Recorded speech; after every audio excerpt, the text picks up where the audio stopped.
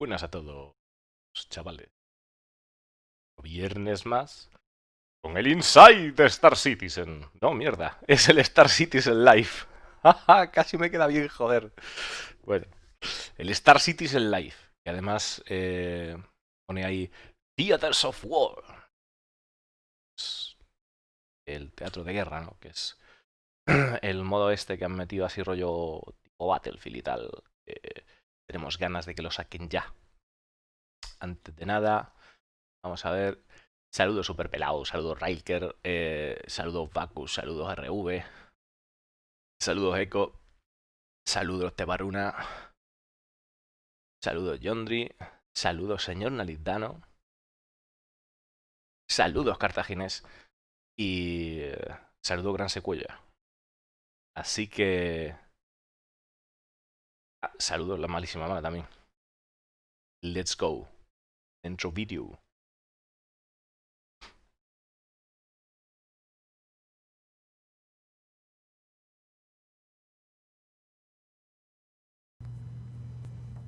Hi, This is everyone. the camera is too I know. close to my face. I'm your host, Jared Huckabee. It's really just really close. We set this camera up as the as my reaction shot. So when you go on and on, we can just cut to me and be like,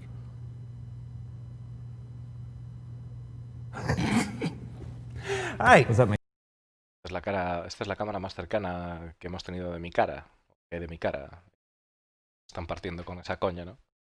Ya está. Hey guys, welcome to another episode of Star Citizen Live. This time, the Theaters of War CitizenCon follow-up. I realize I got very loud there. I apologize for your ears. I am your host, Jared Huckabee, and joining us today, this week on the show, is a man who probably needs no introduction, but we're going to do it anyway, because every episode is somebody's first show. No, I understand. And I joke about it all the time. Well, when yeah. I'm like, the amount of times I have to re-explain my job. I feel like I'm in a job interview all the time. It's like, what is it that you do here? What is it that you do here? Bueno, está diciendo de que, claro, de que para aquellas personas que nunca hayan visto el show, que van a explicar quién es Sin, pero además dice, bueno, me pasa a menudo, tal. A veces me pasa que me preguntan, ¿qué haces aquí? ¿A qué te dedicas? Y me pasa todos los días, dice, en plan, de están bromeando, evidentemente, ¿no? See, I feel like you're the Bobs. I feel like I'm about to. I'm the Bobs? You know, yeah. I don't know You what never that seen means. Office Space? Oh, okay. The Bobs. They go, what That it was is that you do here? 1999. Listen, I talk to the customers. The engineers and the customers can't talk to each other. You never saw this. This would be a good time for my camera. See? Okay, yeah, really? Should I introduce? Are we live? Yes, we are live. All right. Sean Tracy, for those that don't know me, I'm the technical director of content at Cloud Imperium Games, and recently have been getting involved within the combat pillar. So I'm also taking care of the combat pillar, which is a grouping of internal teams. So we've got the actor team in there, the weapon team in there, and this I head up with Rich Tyra. So basically it's two sides of the house. We've got tech art, tech animation tools, and then on the other side, a bunch of the FPS work, basically. And anything really to do with combat is starting to come under our umbrella. Ahora dice que ahora mismo se está dedicando a lo que es el pilar del combate, todo lo que tiene que ver, pues, en cómo se mueven los personajes, en mecánicas que tengan que ver con el combate, que cualquier cosa que tenga que ver con el combate está bajo su paraguas. Now, of course, we're going to be Su paraguas como equipo, que a veces es curioso. Voy a hacer una cosa que es una parida, pero no. Pero claro, cuando decimos you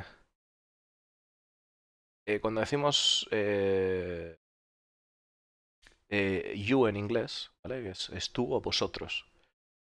Pero en español el su es su de varios, su de uno, su de... Pues ya está. Ahí quedó la cosa. talking over the next hour about Theaters of War, which was revealed at CitizenCon. Before we do that, you mentioned Rich Tyra. I just want to give a shout out to Rich Tyra. Rich, I'm a big fan.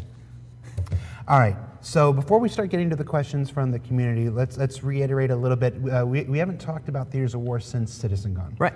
So, and that's really the only place we've talked about it. So for anybody who maybe didn't tune in that day or didn't watch the replay on YouTube, take the next hour and just redo your presentation for us. Sure, all set. Hello, everyone. Welcome to CitizenCon 2949. Bueno, para aquellos que no hayan tenido la oportunidad de saber lo que es el Theaters of War, que simplemente le está diciendo Jared que rega la presentación que hizo en la CitizenCon y a tirar durante una hora. I'm Sean Tree. No, I won't go through the whole presentation. So basically what happened was at CitizenCon, we wanted to be able to bring a updated game mode that basically takes all the work that we've done with Arena Commander, all the work that we've done on Star Marine, and kind of put it together. Basically, if you could decide on the best 30 minutes of a PU experience where you could jump in and it was immediate combat, what would that look like? And this is what we brought to CitizenCon. So we worked on this with a small internal team, and we wanted to bring it to CitizenCon. Bueno, básicamente que dice que querían juntar todas las experiencias las que han creado, ¿no? De Arena Commander y del Star Marine en una sola cosa, que era pues el Citizen War, ¿no? Y quieren traer, digamos, cuál sería uno de los momentos más interesantes o de las situaciones más interesantes que te podrían pasar en el universo en cuanto a combate.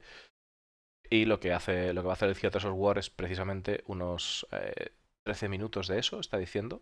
Make it playable, nice and stable. 13, no sé si ha dicho 30 o 13, no sé si ha dicho 30 o 13. Good performance and everything, and get the feedback from the players. See if this was even something people liked or wanted.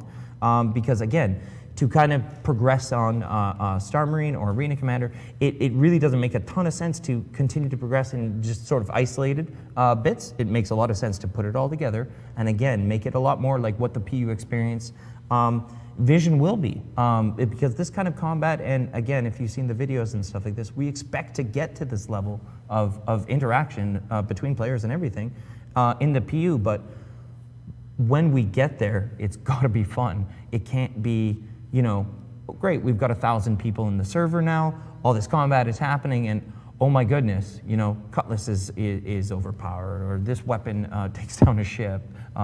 Claro, está diciendo que lo que quieren traer es lo que es la experiencia del TOW al universo. O sea, que la meta, el objetivo, es que al final los jugadores pues se encuentren en esas situaciones y, por ejemplo, cuando se juntasen, imaginaos que tuviésemos, como está diciendo, ¿no? Miles de personas en un servidor y bueno, pues lo que tienen que asegurarse es de que cuando se produzca ese escenario de combate tiene que ser divertido. Ok, entonces, claro, de repente, pues imaginaros que llegamos a esa situación y que lo que está comentando, que de repente pues una Cutlass tiene las armas sobrecloqueadas o lo que sea. Like an FPS weapon, or, if you hit a ship with the knife, the ship goes flying off. O si golpeas una nave, o sea, con un cuchillo, la nave sale volando por los aires, ¿no? Because of physics or anything. So basically, it's got to be fun when we get there. And there's no reason to wait. We've got to start putting that stuff together now. And a big part of theaters is it's really, you're playing stuff that is already there. That was the whole mentality of this. So yes, did we build a new planet? Not a brand new planet. We put some new sort of compounds and setups within a new bit of lore onto basically pre-existing assets, right? There was a couple new things that we added, but I'm sure we'll get into that as we go throughout this. But not a whole ton. This wasn't like making a whole new game. This was like taking all the content that we've already got. Claro, está diciendo además de, bueno, de que a la hora de que el caso de que eso va a suceder, lo que es las situaciones de combate y demás, que por qué no traerlo ahora, ¿no? Y para eso está el TOW, para traerlo ya y pues ir probando esas mecánicas. Está comentando de que además los recursos que se han utilizado no es que hayan creado un planeta nuevo entero, sino que han utilizado recursos ya existentes. Y también está comentando de incluir un par de lunas. Interesante. Putting it together in a bit of a structured scenario and getting it fun. And that was easily the most important part of it, was bring something fun to CitizenCon that shows all our Star Citizen glory in terms of combat, because claro, dice que además el objetivo del TOW es demostrar la CitizenCon fue de traer lo que es la gloria del Star Citizen en términos de combate a la CitizenCon, o sea, traer algo divertido, o sea, que va a ser algo divertido. Last thing to say is that every time I talk about fun, it's not that the PU isn't fun, it's that it can take a long time and there's no guarantee you could play for 2.5 hours and not necessarily fire a shot, which is great, that's by design in Star Citizen. but there's a whole part of Star Citizen that would make entire games all by itself that needs to be balanced, analytically tuned, and Claro, está comentando una cosa importante para muchos de nosotros, ¿no? Y es decir, Star Citizen puede que te pases una sesión de juego sin disparar un solo tiro. Pero también hay otra parte en la que pues hay una parte en la que el combate está implicada, ¿no? Y pues hay que asegurarse de que esa parte pues también va a ser divertida. played a lot. Theaters to of make War. sure it's fun. Theaters of War. We hope that Theaters of War will provide us a concentrated version of that, where we can 100%. iterate very quickly, where we can get feedback very quickly. You know, it's not everybody has an entire day to dedicate to fight in the Precision Universe, or even 2 hours. You know, some people only have 15 minutes, 20 minutes, 30 minutes between dinner and whatever. Absolutely. That's their time to play in an evening, and we still want the feedback from those people. Yeah. So Theaters of War is our way to get everybody involved in this process, whether you can dedicate 10 hours to us, 2 hours to us, or just 30 minutes to us. Claro, está comentando de que lo interesante también del Theaters of War es la cantidad pues masiva de feedback que se va a conseguir, y además porque además son muchas mecánicas, muchas cosas concentradas del juego, que hay mucha gente pues que no tiene tanto tiempo para jugar, no tiene un par de horas para jugar como sabéis que hace falta en el Citizen, pues mínimo una hora, ¿no? Entonces está diciendo de que claro, que hay gente que entre cena y cena, pues entre cena, comida y tal, pues solo tiene una media horita, y que con eso pues que también mediante el Theaters of War que tendrían la posibilidad de que esas personas también estén dando ese feedback y se conecten a jugar y echen el ratillo, ¿no? Yeah, and if you could get that, basically a 30-minute injection of Star Citizen, what does that look like, right? And my contention is that it looks like, Theaters of War. It's a combined arms game mode, and I'm not even sure I mentioned that. It's a combined arms game mode. We put infantry, we put ground vehicles, we put ships all together, and we figure out their roles. And these ships and ground vehicles and everything were designed with certain roles in mind. But in a lot of cases, like a great example, just to go against the sort of where the PU is at, owning a ballista in the PU right now is not that fun. There is instances where it can become very useful, but theaters, it's a powerhouse. It's incredibly important. So the ballista, for those that don't know, is an anti-air vehicle, but it is a ground vehicle, and it's got to be transported around and stuff like this. So having a map basically with multiple phases that span quite a bit of distance. Claro, está comentando que, por ejemplo, hay en el caso de la balista, que en el caso de la balista pues es para momentos muy concretos de uso. En el caso del Theaters of War es una parte pues muy, muy importante, ¿no? Ese vehículo, y además que como que es es el paraíso de la balista, el Theaters of War, así que ya veremos. Y dice, bueno, para quien no lo sepa, la balista es un vehículo antiaéreo, ¿no? Yeah. But we're not talking about, solar system distances. Right. We're talking about distances on a planet. So the ballista is very powerful there, whereas in the PU, it just doesn't get used that much currently because, again, we've got, about 50 players in that server with these massive, massive planets. You could sit in that ballista all day. So it's a perfect example of the microcosm that... Además está diciendo de que ahora mismo la balista pues no es muy útil en el universo persistente, y ya recalca con lo de currently, actualmente no es útil, ¿no? Eso, porque bueno, al final es lo que comentábamos muchas veces, solo hay 50 jugadores por servidor, y los planetas son monstruos, o sea, no, entonces te puedes pasar toda una tarde sin ver un pájaro ahí con la balista. Entonces, claro, que el juntar a piñar a la gente en el Theaters of War, ahí la cosa cambia. They hope Theaters of War gets us. While the PU continues to iterate, we can provide scenarios that allow for the testing of our mechanics of our vehicles now. Yeah, and I would also argue that it's a really good way to tell stories from our lore. I love the lore of Star Citizen. There's so much of it, so much history that's been written by the lore team. And it's really great to have like a YouTube video where we go over the lore and we talk about a planet or so. But it's a wholly different thing to experience something like that as if you were doing a reenactment. Esto es una de las cosas que yo pedía desde hace tiempo, que me molaba que hicieran. Y ahora, bueno, está comentando del lore. Claro, de que en el lore hay toneladas de historia, realmente. Hay muchísimo lore. Muchísimas historias, ¿no? ¿Cómo se le llamaría el lore al español? Que no me acordaba. ¡Ay! Bueno, el caso, mientras... El folclore. Alguien dijo una vez el folclore y no me pareció del todo malo.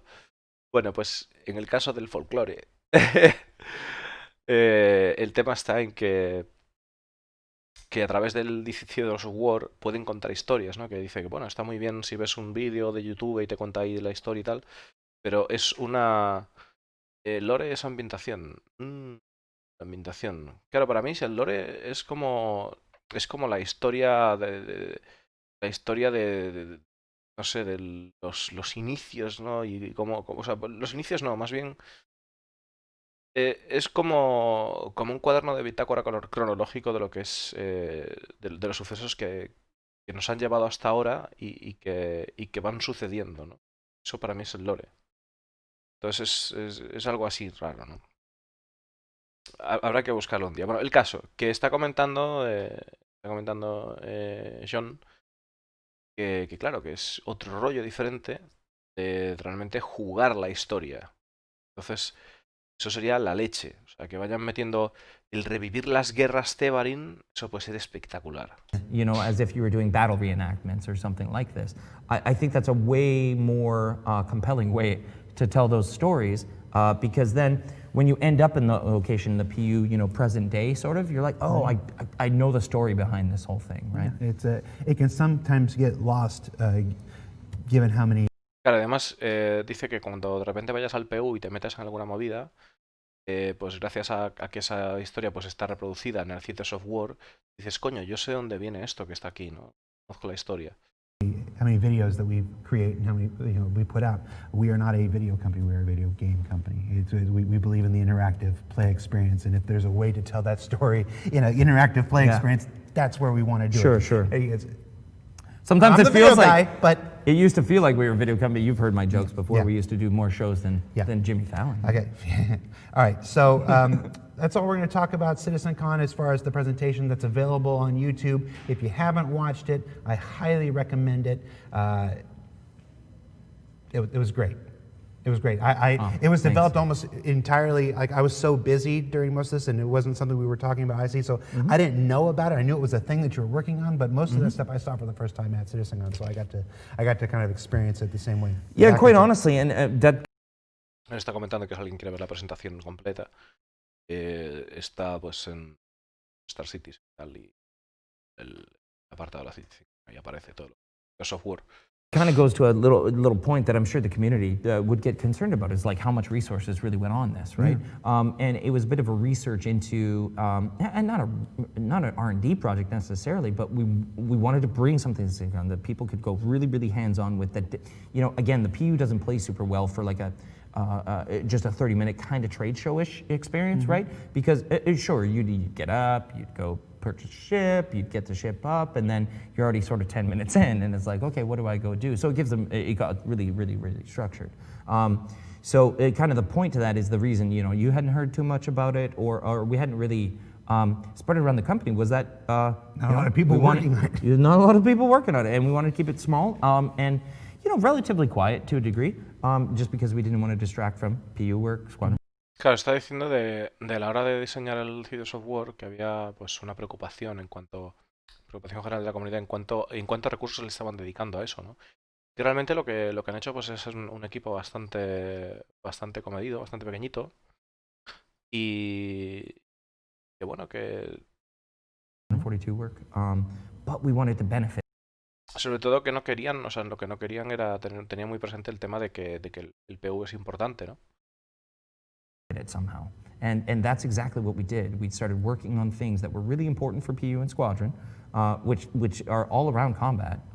Just the responsiveness, for example. Claro, y luego otra cosa que el combate, pues es empezaron a trabajar en cosas gracias a este pequeño grupo, ¿no? Empezaron a trabajar cosas como el combate, que son muy importantes para el PU y también para Escuadrón 42. Cosas como, por ejemplo, la respuesta. The combat. La respuesta al And combate, ¿no? started applying them to the PU and S42 without people really knowing how we were doing that.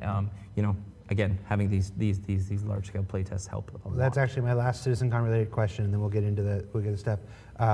What did you learn from the CitizenCon experience? Did you come up with any stories? Tons. Oh my goodness. Like not just stories, but like, very real feedback, not just to Theaters of War or the, Electronic Access and Arena Commander and Star Marine, but requests sort of like from an org standpoint. It's like, what did an org really want to do with this?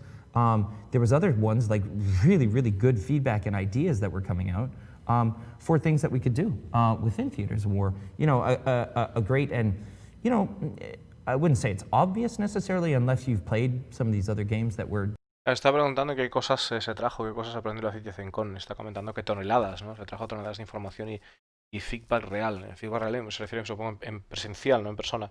Que una de las cosas que preguntaban, que es interesante, es el tema de las organizaciones, los clanes, ¿no? De cómo será, qué quieren hacer los clanes con el TOW. That definitely inspire that idea is things like capital ship against capital ship, right? We've got multiple phases. Claro, luego ideas interesantes que tiene la gente también, como por ejemplo hacer nave capital contra nave capital con diferentes fases. Within Theaters War, you got phase 1 and phase 2, phase 3, and we can move all those around the planet. It doesn't have to be that we start on ground and we go up to space, or we could start in space, go down to the ground. This template of theaters can apply to a lot of stuff. Whether phase 3 is a javelin or a Idris, and the whole mode is all designed about taking over that given Idris. You could do that. You could do capital ship against capital ship, right? Where you got phase 1 is one capital ship, phase 3 is another capital ship. You can do some fun stuff where you got to push forward your capital ships. And though that's the final objective, you might want to take that to the front line, and maybe that's a little bit dangerous. So there was a lot of ideas coming out of the community, which was super. Claro, dice que las posibilidades del Theaters of War que son infinitas y que hay un montón de ideas, ¿no? En realidad. Y que pues simplemente pues por fases no necesariamente tienes que ir de tierra al espacio como lo que nos enseñaron en la CitizenCon, sino que eso se puede utilizar para esa plantilla, se puede utilizar para más cosas. De repente cambias una parte y dices, bueno, pues en vez de ir al espacio van a pegarse dos naves capitales, o vas a poder de repente el objetivo pues se va a primera, o sea, tienes como una primera línea para ese objetivo, ¿no? Se mueve a lo que es la primera línea de batalla. O que hay muchísimas variantes posibles y muchísimas ideas al respecto. Good. But the main piece of feedback was Eso está hablando de Javelin contra Javelin y cosas así, ¿no? focusing on the fun is what everybody wants us to be doing, right? Don't get me wrong, Star Citizen is incredibly visual, and the fidelity of all our assets, right? I use one of our most. I know, I got a drink, hold on. Yeah, are we doing the Fidelity Immersion drinking game? Right on. Basically, the quality of all the assets, quality of the visuals is over the top, right? We spare no expense on that. But we really have to be focused on the fun, and it's hard when you're making it with such a large scale sort of MMO, because by nature, we want it to be sandboxed. Play how you want, play what you want, do what you want.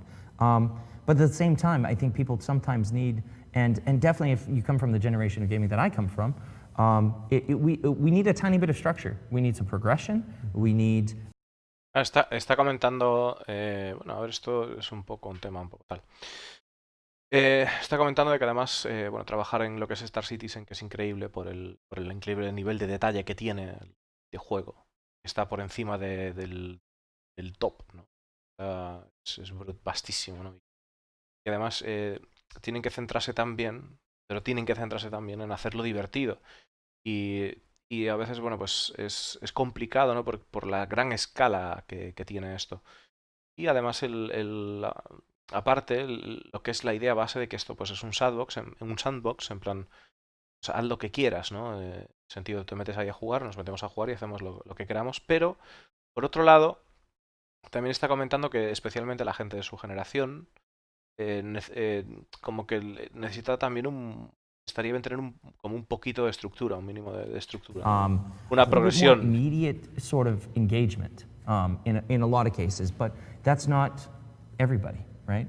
A lot of people want to go and be immersed and role play and be part of that universe, but again, focusing on the fun became a very, very common thread between all my conversations at CitizenCon.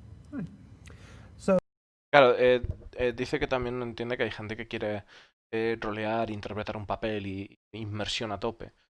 Pero también lo que es centrarse en lo que es la parte divertida es un hilo común de sus conversaciones, ¿no? So yeah, so as usual in SCLs, Las conversaciones que tiene él con el equipo y demás. we take questions from our live viewers. You can, if you're watching live on Twitch, you can submit your question with the word question in capital letters surrounded by brackets in either the Twitch chat or up on Spectrum, which is our bespoke communication platform on robertspaceindustries.com. Lo típico, si queréis hacer preguntas, pues dice que podéis hacerlas en directo o que también podéis escribirlas en Spectrum con más calma, que ahí las podéis hacer ahí con calma con un traductor de Google. Si alguien tiene alguna pregunta que quiera hacer, yo le puedo ayudar sin ningún problema para cuando sea el siguiente live. We also opened a thread earlier this week and took questions from community members who maybe couldn't be here live. They also voted up which questions they wanted to see answered most, and overwhelmingly, the number one question, and we actually combined it, the number 1, the number 7, the number 14, they were all pretty much the same thing. Lag and hit registration issues. Right now, people can tank a whole magazine in Star Marine. Will Theaters of War suffer from the same lagginess and other glitches, such as grenades that seem to float and land at your feet as your character chucks it away, or severe desync that Star Marine does? This person doesn't see a point in introducing a new game mode to test combat if the one we have now can't handle combat to begin with. So, Claro, una de las preguntas, la más votada, que todas se refieren a lo mismo, es el tema de la desincronización, que las granadas vayan como que parece que está lanzando un chorizo en vez de una granada. Y bueno, que igual te descargas un cargador entero en alguien y que pues que el juego va mal, ¿no? Entonces con el tema del lag y la desincronización, que bueno, si cómo van a manejar esto para el Citizen War y si realmente pues o sea, cómo va a ser esto, ¿no? El combate. And I sort of talked a tiny bit about this during the presentation. And to answer the question directly, yes, theaters would totally suffer from this. Just the same way that the PU suffers from it, the same way that Squadron suffers from it, the same way that Arena Commander suffers from it, the same way that Star Marine suffers from it. And to go to that point is just first before I actually go into what we've done about it. Is that this isn't like a special code base or anything, right? We're not separate from the game. We are. That's the point. 100%, right? We don't just develop this separately. We are intrinsically linked to the PU, Squadron 42, and any other game mode within here. So the nice part about that is then when we go to prioritize one of these things, like hit registration, or more aptly, basically just the lag between the responsiveness of a shot and then somebody dying, is going to affect everything. So the nice thing about working on something like theaters is that becomes front and center very, very quickly. And I would argue that in the PU, it's not immediately obvious sometimes. Yes, once you get into those. Claro, está comentando de que lo bueno que tiene realmente es que el que ellos trabajan en Theaters of War están utilizando los mismos recursos que se utilizan para el PU, que se van a utilizar para el Squadron 42, por lo tanto comparten. Entonces no es que vayan a hacer algo distinto. Entonces la cuestión es que el Theaters of War le da una oportunidad para dedicarse más a lo que es el tema de que pues los problemas del hit registration, que le llama, que bueno, se imagino que se registra que realmente has atinado, o el tema del lag, de la respuesta del juego y demás, que son problemas que hay en todo ahora mismo. Que bueno, que pues mediante este grupito y dedicado al Theaters of War, pues cuando encuentres ese tipo de problemas van a poder hacerles frente, van a poder plantarles cara, y además el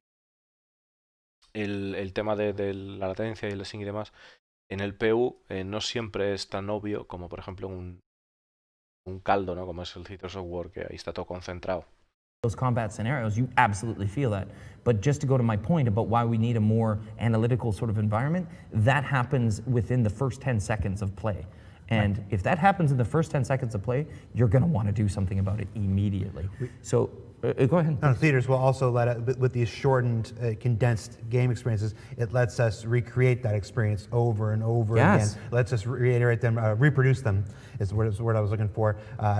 Which is the best way to track down the source of any bug, of any performance issue. Is reproduction over and over until you find the cause. So again, in a PU, those things exist, but they happen a bit more spread out. Sure. So it doesn't feel like it's as big of a problem. We condense it. It becomes a greater problem. We can better find the source of those things.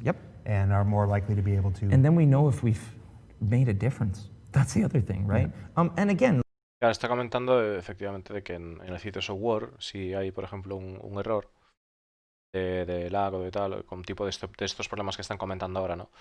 Pues al final ellos arreglan errores a base de repetición y de obtener ese feedback, ¿no? De que se está produciendo ese fallo para saber cuál es la causa del problema. En el PU esto se ve más espaciado. Entonces, en el caso de Citizen War se va a ver como un problema más frecuente y se va a poder hacer un mejor foco, ¿no? Para tratar de arreglarlo. Like, sure, in the PU you could go get a couple QA guys together, 4 QA guys together against 4 other QA guys, and they'll meet on Daymar and they'll have a little combat or whatnot. But again, it's the least analytical way you could kind of do this. We got to be a little more scientific about this, especially when you're talking about network latency. And you can't just do it with AI either.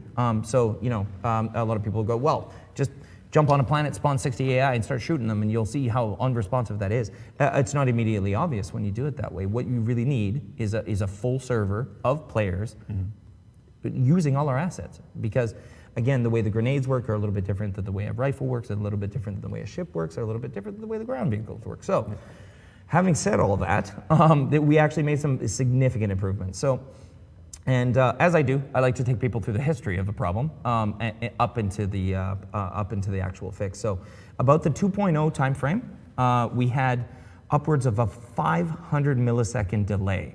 And this was injected into the system. There was some reasons for this. Está comentando de que pongan el TOW, efectivamente, pues se van a poder probar todo tipo de armas y demás, porque no funciona con una granada, que funciona con un rifle, que funcionan distinto y que necesitan un montón de gente para probar esas cosas y estar ahí dándole todo el rato al tema para poder realmente corregir el problema, ¿no? Y además está diciendo del Frame 2.0 que tiene un tema de que tiene 500 de latencia y que lo han inyectado de todas maneras. Que hay una razón para ello. And it could be argued whether those were great reasons or not great reasons. But it was really about smoothing out actor movement as well as prediction for the AI ships in the verse. So people that were... Dice que se ha metido por el tema de la fluidez de la IA y la predicción también. Que puede que haya gente que no considere que esto sea una buena decisión o no, pero es la que se ha tomado. We're playing in the 2.0 sort of branch, let's say. We'll remember times when, heck, we even had it in 3.0 one time, where the AI ships were jittering a lot. So again, they would sort of be along a path and it sort of looked like they're rubber banding, right? Like they would go forward, back, and then forward. Está recordando lo que pasaba en el parche 3.5, me parece que era, que de repente venía una nave y empezaba a temblar, la veías temblar. Que eso pues parece que ha solucionado eso. Forward and back and sort of jitter through. Excuse me. That injection of that 500 millisecond delay was what was meant to actually smooth that out, but it was never meant to be a permanent sort of fix. It was kind of a temporary thing, but like every bad hack, it becomes permanent, right? When you do a quick hack, you'll fix the problem, and then you'll forget about the problem, and you'll move on to something else. So we had this 500 millisecond delay, about the 2.0 time frame. Then, in 3.0, one of our gameplay programmers, coupled with one of our network engineers. Claro, dice básicamente que no es una solución permanente, que simplemente fue una solución temporal para ese caso concreto, ¿no? This is Gordon and Jens, reduced this down to 250 milliseconds. So now we're getting a little bit better, but 250 milliseconds comparatively to other games. Just to give you an example, like popular EA game Battlefield, they're usually running at 100 milliseconds. So, and this isn't necessarily like when you look at your ping, this isn't what we're talking about so much. This is your latency between you, server, client, and then back, right? So there's sort of this thing called rewind time that we've kind of worked on. But the first thing we did, though, after, because 250 milliseconds.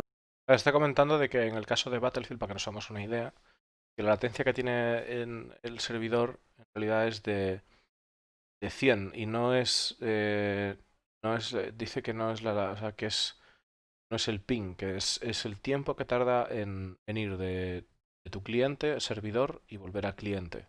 Milliseconds, what everybody's been playing for the last little while, and just that amount of time is a lot. Yeah. And it's when you're talking about, again, the immediate sort of feedback. Y que también han reducido ahora mismo a 250 milisegundos, pero que no es suficiente, ¿no? Back of a shot. Es una mejora, pero que no es suficiente, claro. Or throwing a grenade or something like this. So we were sitting at the 250 millisecond delay at CitizenCon, right? And people did experience that, but because we were a little bit, keeping it to 40 players and not a whole ton of ships, it wasn't super duper obvious. But I think that it was definitely felt. So having said that, the first thing we did when we got back is that one of the same network engineer actually went to go look at the upstream refactor. And this is actually on the roadmap, and we've been working on this for a little while. So what it does do is that it massively benefits a server that is running at a high frame rate now. So what we've done is that he's reworked the way the upstream stuff works. So that's when you're sending up to the server. And when the server's running at a decent frame rate, 30 plus anyways, that latency is going to be much, much less. So you're going to feel really good responsiveness there. However, Le está comentando que una de las cosas que han subido al roadmap, que es algo que también estuvieron probando en el sitio software, es que bueno, que a pesar de que ellos cuando probaron lo de los 150 milisegundos de latencia, en realidad que pues la gente pues lo notaba, ¿no? Había sensación de que se notaba que estaba eso así puesto y lo que han hecho, que está puesto para el roadmap, lo que están haciendo es el cambiar la forma en la que se suben los datos del cliente al servidor y vuelven. Y entonces, que de esa manera que sí que se podría, o sea, pensado para lo que son los servidores que tienen una alta tasa de refresco de 30 más, ¿no? De 30 Hz más. Que recordaros que bueno, 30 veces lo que se refresca un servidor, ¿vale? Es pues que cada segundo nos estaría enviando 30 refrescos de lo que está sucediendo en el servidor, de 30 actualizaciones, por así decirlo. Imaginaros posición, imaginaros pues 1000 cosas, ¿no? Eso es básicamente lo que es. Entonces, a partir de 30 más, que es lo suyo, para que os hagáis una idea, los servidores de Battlefield van a 60. La verdad es que mola bastante, a pesar de que el Battlefield 5 ahora mismo sea una castaña. Pero bueno, esa sensación mola bastante. Y bueno, pues esperan que con estos cambios que mejore significativamente lo que es la latencia del servidor y el tema de las desyncs y el tiempo de respuesta. it won't really help the PU massively yet, just because the server frame rates need to go higher, right? And as server OCS is rolling out, that should be helping that. The next level of this was a huge win, and this is the one that we're really now playing with internally, and this is what's going to make the biggest difference, because now we've reworked our what we call it rewind time, basically, so this prediction kind of stuff, and we've got it down to that 100 milliseconds, but it's not just 100 milliseconds, and we try to keep it there. It's actually dynamic now. So what we've done is we've exposed it so that it can actually change. So we can go, plus 120, or we can get as low as 50 in some cases, depending on your connection to the server. And then further to that, we can actually tune it now in real time. So as we're playing within the servers, we can actually change this rewind time. So that's what myself and Rich Tyra and Jens and Gordon and everybody are actually looking at pretty much weekly right now is what's our values looking like? What's the range of this? Where should this be? But it's to get it down to, sort of the feel that everybody's used to from other games anyways. Claro, hay una cosa que quiero cobra sentido, creo, en parte, y es que sabéis que no todos los servidores van igual, a veces pues tienen... no todos los servidores van igual, eso lo sabéis, ¿no? Metéis al Citizen. Está diciendo que ahora mismo pueden como que autorregular, o sea, pueden como regular, autocorregir, ¿no? Por así de alguna manera, lo que es la latencia esta que nos está comentando de la conexión entre cliente y servidor. Y dice que incluso han probado a menos de 100 con el tema este, que también han probado a más y bueno, que según cómo vaya, pues que pueden ir tocando y ajustando según cómo vaya el servidor. Entonces, ya han estado probando durante estas semanas ese tema. Entonces, claro, ahí cobra mucho sentido porque a veces entras en algún servidor, los NPCs van como el culo, en otros no, en otros tal. O sea, que igual es porque están probando realmente este tipo de cosas en vivo. which is generally around that 50 to 100 milliseconds, and that's where we're getting it to. So basically, when they get hands-on on this, and when it rolls out all together, Arena Commander is going to feel better. Star Marine is going to feel better. PU is going to feel better. Everything is going to be much more responsive, and we've already got that work. Not completely done. It's not super tuned, but we've already put all this stuff in. So the next release should actually have a bunch of this in it. So. When you say the next release, you 3.9. 3.9? Yeah, I want to be sure about that. Yeah, I'm yeah, going to yeah, say 3.9, but it's also sitting in a branch right now. So it's not yet in the main branch. When theaters goes into their hands, they're going to have it. Thank you. It's not saying 3.9. Next question. Does it fit within the scope of Theaters of War to test FPS AI in complex scenarios by creating a bot mode for players to fight against? This person is trying to backdoor. They want a bot mode. Yes, it would make lots of sense. Next question. Does it fit within the scope of Theaters of War to test FPS AI in complex scenarios by creating a bot mode for players to fight against? This person is trying to backdoor. They want a bot mode. Yes, it would make lots of sense.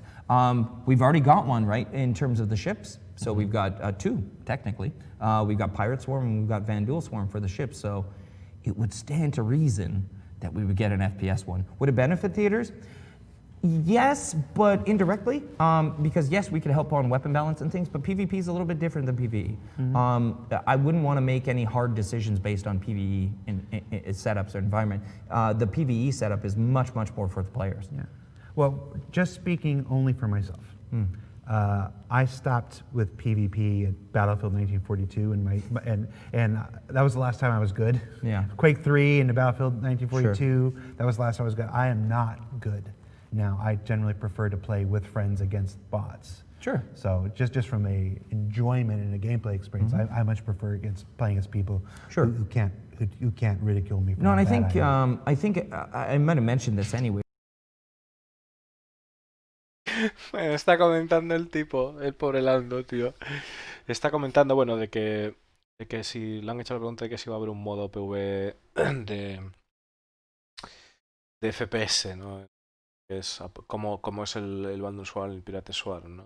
Va a haber esa opción. Y dice que bueno, que sí, que beneficiaría el tema y tal, pero que el PvP es muy diferente al PvE. Comentación, que no quiere tomar decisiones forzadas en favor del PvE ahora mismo. Y que bueno, que dice que es algo bastante distinto. Y ahí Lando ha llorado y ha dicho, joder, tío, que yo no juego a PvP desde el Quake 3 y ahora como que estoy hecho una mierda y no le pego un pato mareado en una bolsa. Entonces que casi prefiero, que a mí me va más el rollo de jugar contra colegas, contra bots, para que no me maten. Pobre Lando. And we rolled out a new Star Marine map called The Good Doctor, and this was the same team actually that was working on Theaters of War. And we wanted to do exactly a PvE survival FPS on The Good Doctor. Now, our AI, not quite where we wanted it to be yet, but we already had all the content and everything done for The Good Doctor, so we're like, okay, cool, we'll put it into Star Marine, let people play it. You know, we can get all our sort of environmental physics and bugs worked out. And then once we're ready for the AI spawners to go in there, we'll put them in and call it a day. So yeah, we're not far from that at all. But we're really, really focusing on theaters right now. Claro, está diciendo de que está ahí el tema del Good Doctor, del buen doctor, y que bueno, que ahí ese mapa pues será para ese tipo de cosas. Lo que pasa es que en el momento que tengan la IA adecuada, pues pondrán ahí la IA y la soltarán. Pero que bueno, que ahora no estamos lejos de eso, dice, no estamos demasiado lejos de eso, pero dice que ahora mismo están centrados en el Theaters of War. And then shortly thereafter, it shouldn't be too far to do that. Next question, it's the obvious one, we knew it was coming. Where are we in development now? The mode was playable at CitizenCon, but we don't have any clear information on a specific release. Not 3.9 is what we're talking. It's not currently on the roadmap. Yeah. What can you tell us? So, Que ¿cuándo van a soltar el sitio software? Porque no están en la 3.9 y a ver qué nos suelta. What I said at CitizenCon is still stands true, right? I wanted to get it in the first half of this year. I want to get it in the hands of the backers for testing. That's the whole thing. We're very much on track for this.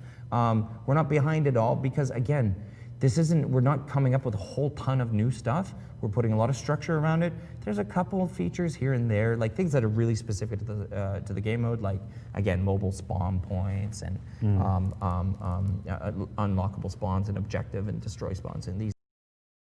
Interesante. Dice que bueno, de que quiere sacarlo en la mitad de este año, la primera mitad de este año, para ponerlo en manos de los jugadores,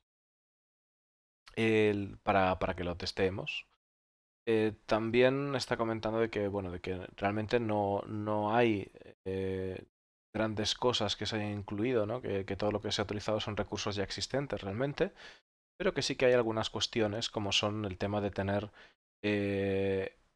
spawns, o sea, zonas de reaparición móviles o zonas de reaparición desbloqueables. These things, but they're relatively isolated. They aren't huge system things. They're very, very much game mode things.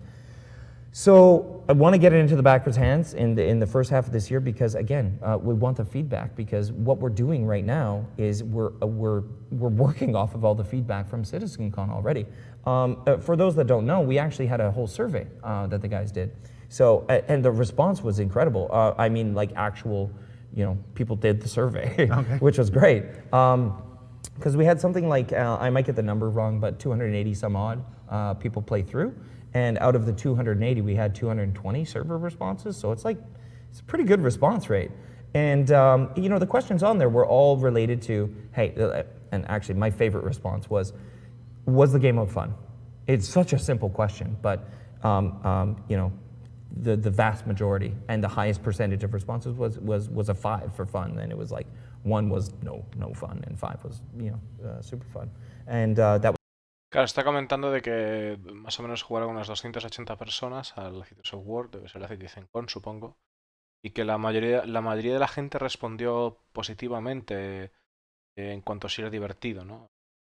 Es el Citizen Software, que alguno dijo que no, pero bueno. It was the highest response, and that was our goal. So being able to just see that was massive amount of validation. I was quite happy to see that. But there was it got very granular, that survey. So it was out of the ground vehicles that were on the map, which one did you use the most? Which one did you like the most? Which one did you hate the most? These kind of things. So there was tons of feedback that we already gotten. And then on top of that, just again, there's great feedback on Spectrum, on Reddit. And that comes from whether they were hands-on with it or not. And some people just have some pretty solid ideas or bring up problems that we might not have considered. So that's all the stuff that we're operating on right now. And I did talk in. Claro, está hablando de que con lo que es la CitizenCon, que dieron muchísimo feedback, en plan no solo de eso, sino también más específico, en plan de ¿os ha gustado este vehículo? ¿Nos ha gustado este vehículo? ¿Cómo habéis visto la experiencia de bajarse de este vehículo? ¿O deberíamos tener otro? ¿No?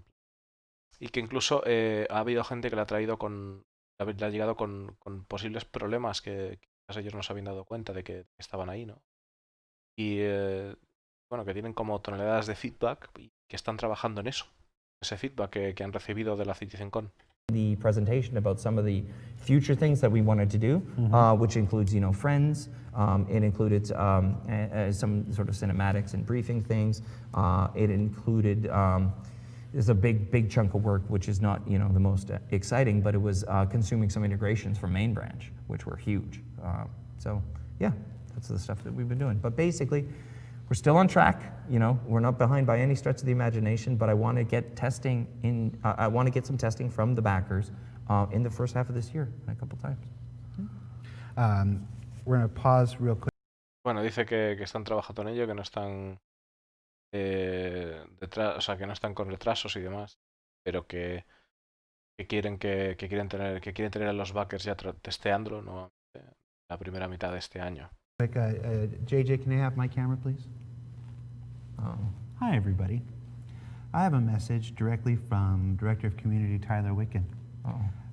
We see your continuous comments about a favorite ship of mine in the Twitch chat. We want you to know that yes, it is still on track for February, a release in February, which is approximately a 29-day period immediately following January. So, all right. Está comentando, dice, bueno, tenemos un mensaje de... pero la cuestión es que la carra va a ser entregada en febrero, pero febrero tiene al menos 29 días que siguen inmediatamente después de enero. Así que a lo largo de febrero saldrá la carra. Is that what you wanted, Tyler? He just messaged me. I have no idea if that's what he wanted. Next question. Let's go from the chat here. Destructible environments. That's Otra de las preguntas, entornos destruibles. literally all it says. It says destructible environments, question mark? Yes. So first step of that is going in Good Doctor. Actually, it's a perfect setup for it because most of it's glass. So we're bringing back on our 2D destructibility. So as I do, I will give you the full history of what destructibles really mean for the engine and for our technology anyways. So yes, we want our environments to be interactive, right? Not just destructible, but you want to be able to pick up stuff and interact with the environments, basically. So we've got 3 different types of destructibles that we work with. And as we get our performance really in line, that's when we'll start dropping all those things in, because basically, as we just talked about, we were talking about network delays and server performance and things like this. And when you're in that state, you don't want to be dropping a bunch more of destructibles that need to be synchronized and pieces of it and everything. So the couple different types that we have and already work. Está comentando de que sí, que definitivamente quieren traer destruibles, pero no solo destruibles, sino que también interactuables, entornos interactuables. Pues, no solamente romper, o sea, dice que un buen sitio para empezar, que es Good Doctor, porque no hay cristales, pero que no solo lo que es el tema de destruir, sino pues poder pillar un cristal del suelo, ¿no? Supongo, se refiere a eso, poder interactuar con él. Y qué puta animalada, por cierto. Y bueno, dice que de momento que primero tienen que arreglar los temas de sincronización y demás historias, porque de nada sirve tener otro objeto más sin ese tipo de problemas, ¿no? El suelo. Within the game anyways, we have, I call it 2D destruction basically. So it's like if you have a piece of wood, you have glass, you have something like this that is pierceable and needs to leave holes, and then after you've left a couple holes, eventually it breaks off, right? So this is one of our 2D destructibles. Dice que tiene como que se diferencian los destruibles, se diferencian en 2, ¿no? Una parte sería lo que él llama 2 dimensiones, que es por ejemplo una tabla, un cristal, ¿no? Que cuando haces un hoyo, pues a medida que vayas haciendo más, se acabará destruyendo, ¿no? De hecho tenemos un cristal que se puede destruir ahora mismo, que lo podéis ver en Echo 11. No, en Echo 11 no, en Demon Station. Demon Station, ¿no? Sí, es que hace tiempo que no juego al Star Marine. Demon Station, que es bueno, que es la estación que está abierta toda en EVA y que es más la chiquitita, ¿no? La que es menos pasillera. That's in place in a lot of spots around the verse, anyways. But you'll see it really, really obviously within the Star Marine maps, like Echo 11, I think definitely has one, and then on top of that, Good Doctor is almost entirely Echo 11, sí, Echo 11. Glass. So you'll see a lot of 2D destructible with that. Now, 2D destructible is nice because it's not like a massive network synchronization problem. We don't actually synchronize every single little piece of the glass. Instead, what we do is a sort of state-driven thing, where it's like, once that glass is destroyed, we know it's gone. Play the particle effect, but it's not important that this piece and this piece is perfectly synchronized across coins. The next one we have is sort of a, we call it pre-broken, basically, destructible. And what it is, it's like if you had a building that it was actually sectioned off so that we know exactly how it's going to fall apart. And we've already pre-authored all the pieces of it, and we've just have some constraints that actually keep them together. So that's another destructible that we have. And then further destructible is like a little more complex of one, and we call it like a Boolean destructible. This is like you would have a cutter object that can actually cut either a 3D shape or a 2D shape. Mm-hmm. It's kind of combining the two, where it's like the 2D destructible and the pre-broken one, but you create the pre-broken pieces at runtime. Right. So But that one's real expensive, so that one we want to avoid over the network or anything. Claro, está diciendo de que luego estaría lo que es la parte de los prerrotos, digamos lo que serían ya que tienen como pequeñas ataduras, son como piezas que tuvieran ataduras, que si rompes esas ataduras se rompen y ya están como las piezas que se van a romper ya están como preconstruidas. Y luego estaría lo que es el objeto que es un objeto más, o sea, más tocho, ¿no? Que sería bastante caro de meter en el juego, que es una mezcla entre lo que es los objetos 2D y los prerrotos, ¿no? Que ha dicho, que es en plan que se generaría, ¿no? Sobre la marcha lo que es las piezas y demás. Y que eso es bastante caro de hacer en realidad. You definitely see something like that in Squadron, though. Y dice que definitivamente veremos algo como eso en Squadron. So, short answer, yeah, we want to put destructibles in. Así que sí, quieren poner, dice respuesta corta, sí, queremos poner destruibles en el juego. We just talked a little bit about the feedback and stuff that you got after CitizenCon. The next question is specifically about what changes you've made to Theaters of War since CitizenCon. A lot. So, ¿Qué cambios habéis hecho al Theaters of War desde la CitizenCon? again, I sort of walked through that on the presentation, like what we were about to do, but I can tell you already what we already have done. We'll eventually have a segment on ISC that covers stuff like that, so just Sweet. you don't want to. No, I'll don't just need to go start into rattling everything, off. I mean, so we changed the planet. So the planet that we had was a V3 planet, and I talked about it, and Right, it right. sounds like Change the funny, planet. right? Well, we changed the planet. Change the I mean, planet. Whatever. Might be a big thing to you, but not to us. No, it was really Change the planet. important. So because V4 planets came up right at the time that we were launching this, but we needed to be sure that we could bring a stable build. Gracias, Servitas, por el follow. Está diciendo de que bueno, una de las cosas que hicieron fue cambiar el planeta por la tecnología OV4. To CitizenCon, and I'm not saying V4 necessarily destabilized it, but we knew that it was going to come about a month before we were going to go to CitizenCon. So we actually locked ourselves off in a branch for about 2 months so that we weren't taking the main branch updates. But what happened during that time were 3 major systems that went in, and we had to consume those into the branch. One of the major systems was Planet V4, as I mentioned. So now that we've come back into main branch anyways, we put a new planet in place, and it looks a lot different now too. Visually, it's much better. I'm so much happier with it in terms of the artistic. Joder. Vamos a ver, lo que están contando es básicamente de sí, ahora estoy mucho más contento porque se ve mucho mejor y tal. Ok, entiendo la pasión y su trabajo y tal, pero a veces agradecería que eran los comentarios algo más breves, macho. Y no repitieran 50 veces lo mismo, joder. Look, Yeah. the artistic art, but the actual visuals of it look a lot better. I'm very happy with that. But again, the mentality was make it fun, and then we make it pretty later, right? The other one, sorry. I guess physics. The physics refactor. That's right. Okay. Yep. I just want to see how I was paying attention. Go ahead. Yeah, and I don't know how much the community necessarily knows about it. I know we've mentioned it. Oh, I'm not going to go too in depth on that one. But Chris had done some work on a physics proxy refactor, which was fantastic. But it was we got to consume that too. So we consumed that, and then on top of it, we also took server OCS, which not directly. I think it's a question later on. It doesn't directly affect us in theaters, but we had to consume that code base anyway. So those 3 things have already happened. We're done. Claro, dice que luego está el tema del Proximity Assist. A mayores también el tema de Server OCS, que no es que afecte directamente a lo que es el sitio software, pero bueno, que sí que afecta. Y que esas son las 3 cosas, ¿no?, que tienen que tener en cuenta. El planeta, el Proximity Assist y el Server OCS. So that's good. The other thing that we did, it was kind of interesting, and it was a bit of feedback that we got at the same time as something that we just realized as we were doing it. So when we were doing these sessions at CitizenCon of the theater's play session, we had the 20 on 20 in a room, and myself and Rich Tyra and JJ and a couple other guys were basically Lee from our QA department were walking around the room. As people were playing, but what we found we started doing was like drill sergeants or something.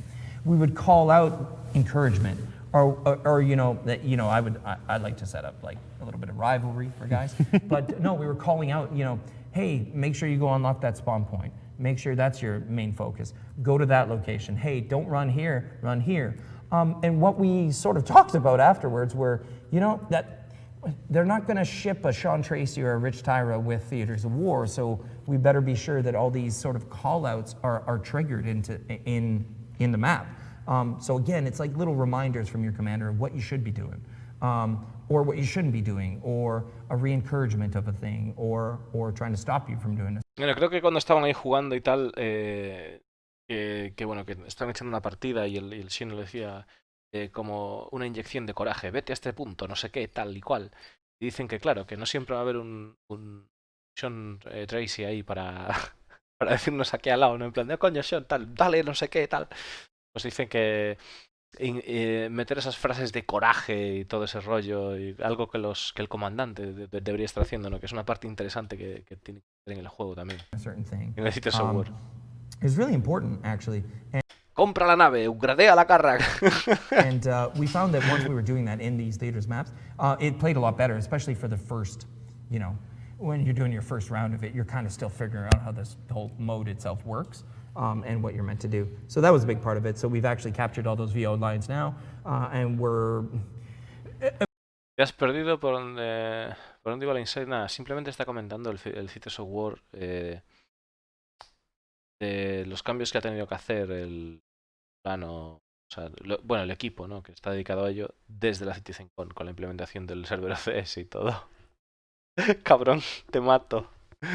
Basically implementing them all, and it's a little bit, it's not difficult, but it's time consuming because we have to set up events for all of them. It's like, okay, when do we actually trigger that, and how do we know that the guy's running the wrong way, and things like this. So that'll be an important bit of it. Going the wrong way. You're going the wrong way. Oh, yeah. Claro, que tiene que decirte cosas como, por ejemplo, lo que dice Colando, you're going the wrong way. Estás yendo por el camino equivocado. Madre That's mía. actually a good example. It's like feedback for the out of bounds. We had a little bit of stuff that would come up on the screen, but it wasn't super obvious. Like you had an idea you were going out of bounds, but you didn't know how long you had. There was nobody really telling you how to get back, or that it was really important that you get back. So that's an important component of it. The other thing we did was completely rework the spawn screen. So we're also in the same state as, or sort of dependent on this building blocks technology, this UI system. And as it was coming online, it's only got so many features, every time. So we had to lock off a little bit early, and it only had so many of the features that we needed for the spawn screen, which is, really, really central to the mode. This is giving you a top-down representation of the map, where everybody is, where's the mobile spawns, where's my spawn points, where's an unlockable spawn, where's the enemies right now, It's a really important screen, basically, and it's your landing page. So we've completely reworked that, and it looks great now. I'm very, very. Dice que han hecho un completo rework de lo que es la pantalla de cómo son, bueno, del mapa. O sea, del mapa, y en el mapa donde se ven lo que es las zonas de respawn, los enemigos, etcétera, ¿no? Han hecho un completo rework de vida. A ver, este pavo es un puto animal, bestia. O sea, es que claro, a la hora de hablar, sí que es cierto que lo cuenta todo. Lo que pasa es que, claro, yo creo que cometen muchas veces es difícil, ¿vale? O sea, es difícil cuando tú estás en un show en directo y no estás acostumbrado a ello, no es algo que hagan todos los días. El tener en cuenta de que realmente te está viendo un espectador y no estás teniendo una charla con tu vecino, el del tercero, ¿no? Gracias, Railger. Entonces, claro, muchas veces tiendes a repetir, y cuando está explicando, cuando trata de, además de recalcar ciertos puntos de la explicación, pues a veces se repite, se vuelve un poco denso. Yo, la mayoría de las cosas que dice, al final la resumen un poco, porque es que es una... O sea, no tiene sentido traducir todo, a no ser que sea alguna coña, alguna barbaridad, entonces sí que lo hago. Pero simplemente trato de transcribiros un poco la densidad de las palabras del tipo, ¿no? Gracias, Hitsune. Very happy with how Hitsune that looks. So Echo. that's done too. What else have we done? I got a big list anyways.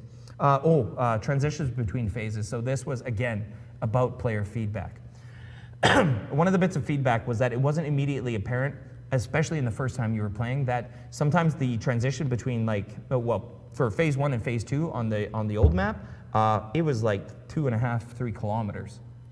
And a lot of times people would finish phase 1, they got it all captured, everything's ready to go, and they would just beeline it. Oh, wow. They would just start walking, right? Wow. Now, okay, yes, the objective thing says, this is really far away, but it wasn't immediately obvious. And, as we were walking around CitizenCon, we could see people that were just running out into the woods type thing. There was... Claro, dice que el siguiente objetivo en el antiguo mapa ponía que era una línea recta y que claro, que en vez de la peña pillar los vehículos se iba corriendo a pata los 3 kilómetros, ¿no? Como que era un poco bestia. There was somebody who tried to run the Daymar Rally this weekend. Like on foot? Yeah. How did that go? He almost Is he made done it. yet? No, he almost made it. Then he was taken out before the finish line. But he put in a good effort. Taken out in what way? Server crash? Dice que hubo un tipo en el Demo Rally que se celebró que intentó hacerlo a pata, pero dice que casi lo consigue. Lo que pasa es que lo echaron fuera antes de que, o sea, no le dejaron hacerlo. Or taken out, No, like... taken out by another player. PPU. Taken by another one. Awesome. I won't call out names, but he knows who he is. Dice que lo reventaron. Básicamente que lo mataron, que no dirán los nombres, pero saben quiénes son. Delante saben quiénes son. Continue, I'm sorry. Hostia, qué cabrones. Oh, that'd be awful. Like near the end? I think he got 3/4 of the way. I was only able to check in throughout the week, throughout the That'd day. be like doing the Appalachian Trail. He went right at the last bit. he That went a distance. Okay. He went a while. Oh, that sucks. Like, I wouldn't be surprised if he had something like wedged into his keyboard because just to keep going forward because it was a long way. Yeah. And he probably did. Dice que no podría estar seguro si el pavo que se empezó a correr tendría una movida puesta en el teclado o algo así, porque realmente había recorrido bastante. Anyways, transition between phases. We don't want everybody running the Daymar Rally. We don't want them running the Daymar Rally between phases or anything like this. So what do we do about it? And I don't want to reveal everything that we did about it because it's really cool, and I do want, as soon as you guys get hands on, you'll see it and you'll know exactly what it is. Yeah, how much do I go in? Okay, so first of all, we put a couple vehicles right outside the front, and these are, they're not spawnable ones. They're just ones. Esa barra no es morada, es el ladrillo. Again, they're just buggies and things like that are sitting right outside the phases now. So you basically, as you're walking, you're going to realize very quickly that you've got a long way to walk, and rather than turning around and going back, you'll have a vehicle that's sort of right in front of you. There's some real creative ones in terms of grouping up the team together to make that transition of phases, and this is something that I really always wanted. I've always, imagined that the experience of, sort of the battle for Hoth, where the defenders are really waiting, right? Yeah. And there's that moment where, all of a sudden you see them coming over the thing and it's the whole team, or even better when, everybody's sitting and all of a sudden a whole fleet jumps out of hyperspace together, It's those moments that I was really going for. Claro, dice que hay ideas bastante interesantes. No solo que hubiera el tema de que tuvieras que ir al vehículo para no hacerlo de andar el rally de Daymar, sino que también el hecho de que pues a la hora de cambiar de fases que se juntara todo el equipo, ¿no? Que hubiese algún marcador para que se juntase todo el equipo y se cambiase de fase, pues, o por ejemplo pues embarcar a bordo de una nave todos juntos, ¿no? Dice que siempre que para él ese tipo de momentos épicos en una batalla, ¿no? De que cuando todo el mundo se junta y tal y van ahí a piñón, o todo el mundo se junta para defender, por ejemplo, ¿no? Yo qué sé, lo mítico de cuando veis ahí el Señor de los Anillos que se ponen ahí en Gondor ahí y defender ahí y tal, pues en ese plan, ¿no? So we put some transitional tools within that, and again, I just don't want to say exactly what that one is, but as soon as the game mode's there, as soon as the community gets hands on, they'll see exactly what it is. But we make that transition much easier. So again, you're not going to get stuck running there on foot, and again, whether that's AI helping you out, whether that's other things. I don't want to go too into detail on it. It's really cool. Do you do something with death cams? Yep, we did that. And what was interesting about that was that we already had death cams. We had them a long time ago within Star Marine, and they got disabled. And there was a whole reason around it. There was a technical reason, but again, it was one of these. Yeah, we fixed it by removing it, and then kind of never went back to it. But because that became a focus now, Again, a death, PvP sort of death in the PU is not as obvious and not as constant as it is within Theaters of War. We brought. Gracias, Dios mío. O sea, dice que bueno, que van a poner la cámara de la muerte, la cámara de muerte, que ya era hora. O sea, realmente, ¿no? Porque dice que la habían quitado, que la tenían y que la tuvieron que quitar por un problema técnico y que como que nunca se hizo foco en eso hasta ahora, ¿no? Que es el Theaters of War y que van a hacer foco en eso. Espero que los hackers, los cabrones, sigan haciendo de las suyas con sus mods de mierda y sus movidas de mierda, sean pillados por la peña cuando vean la cámara de muerte y se vayan a tomar por culo a otro lado. Back to death cams, so that's already working within there. Yeah. Like I said, I'm not very good, so I spend a lot of time watching death cams when I play PvP in games. So. Oh, yeah. I think it's important. It's really important in theaters because, again, if a sniper got you from across the map or something like that, you want to kind of have right an idea. in front of me, person from who knows where. Just I'm not good anymore. Right. Back so, to the well, I'm only halfway. Dios, Discolando está exhausto, Atentos, está jodidamente exhausto. I'm only halfway through the list. And this is stuff that's done already. I do want you to know that we are 2/3 of the way through the show, and you have answered 5 questions. Well, yeah, but So- they're good answers. They're good answers. Dice, quiero que sepas que todavía que te has zampado ya 2/3 del show y que todavía quedan 5 preguntas. Y dice, bueno, pero eran buenas respuestas. Y dice, sí, buenas respuestas. All right. Que se relaje, tío. Es que, claro. Fine. You want to talk about it? All right. The next question. Okay. You going on to the next question? Do you want to? Going on to the next question. You're in charge here, buddy. I just work here. We're going to do another segment. We're going to do a more in-depth segment. Hazme un favor, haz un pausa aleatorio cuando haga un primer plano. A ver la cara que se le queda, please. LOL. There's a word for ISC soon. Okay. So we'll cover that stuff there. Question from the chat says, I believe at CitizenCon it was 20 versus 20. When games start, will they start with a full 20 versus 20? No. So, and this is one that we're doing a bit of feedback, and this is why I have to get the community hands-on with this. We need to get the metrics from it. We need to get some telemetry to know basically how long people are waiting.